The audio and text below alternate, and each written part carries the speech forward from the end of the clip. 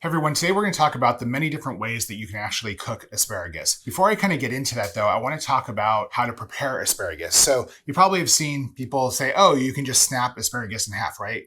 Snap it in half. The problem is there's actually a lot of edible asparagus on this leftover part that you've broken off. So there's a few things you can do. One, you can actually hold it closer towards the end of the asparagus and snap there. You'll get a much smaller piece and actually leave more of the edible asparagus on. My method, just trim off the ends. You can see here there's a little kind of white woody part. You can sort of feel where it's a little woody on the asparagus. Just trim that off with a knife.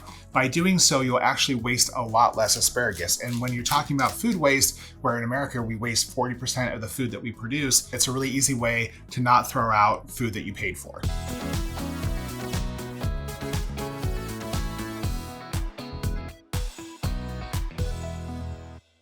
After you've prepped the asparagus, how do you actually cook it? One way to cook the asparagus is to go ahead and grill it. So prep the asparagus, you can toss it with some olive oil and salt and pepper, and then put it on the grill so it's perpendicular to the racks. You don't want the asparagus to fall through.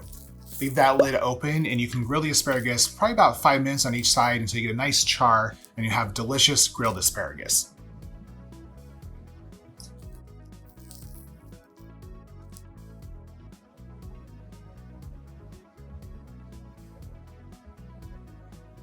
The next way to do it is to roast it. Place the prepped asparagus on a roasting pan. You can actually just pour the olive oil and salt and pepper on that pan and roll the asparagus around to completely season it.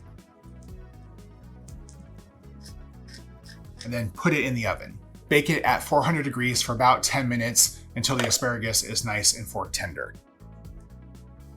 Something to consider when you're talking about cooking asparagus is that the spears are often different shapes, right? They have a different girth to them. Some are really thin, some are really thick, and how long it takes for them to cook is dependent upon that. So something to look for when you're cooking asparagus is the brightness of it. As it cooks, it'll kind of go from this sort of olive green to a really bright green. And as it's cooking, it gets more tender. So look for that color. That's really going to be a key indicator whether you're cooking or grilling or boiling or roasting asparagus. For steaming asparagus, you just want to add your steam basket to a pan with a little bit of water so it doesn't go above the basket, and bring that to a boil. Add in your chopped asparagus. You can do whole spears, but it's a little harder. I would recommend chopping it up beforehand. Cover it, cook it for a few minutes. Once again, just watching it to see the color as it gets bright green and tender. If you're steaming your asparagus, one thing you might want to do, depending on how you plan to use it, if you're going to eat it immediately or add it to a salad, you might want to take it from the steamer and put it into an ice bath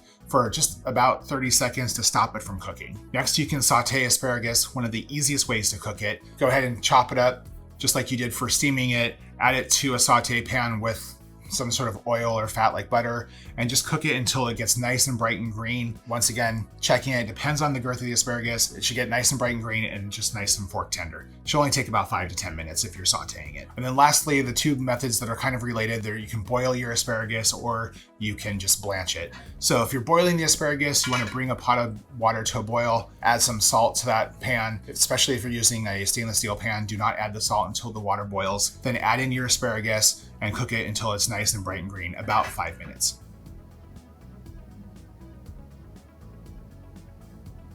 Similar to boiling it, you can blanch the asparagus. Blanching is great if you wanted to have a really kind of fresh asparagus for a salad, or if you plan to freeze it. Similar to boiling it, bring that water to a boil, salt it, add the chopped asparagus, boil it for just about a minute, and then transfer the asparagus to an ice bath to stop it from cooking, and then either use it for a salad or go ahead and freeze it. And those are the many different ways that you can cook asparagus. I hope you like this video.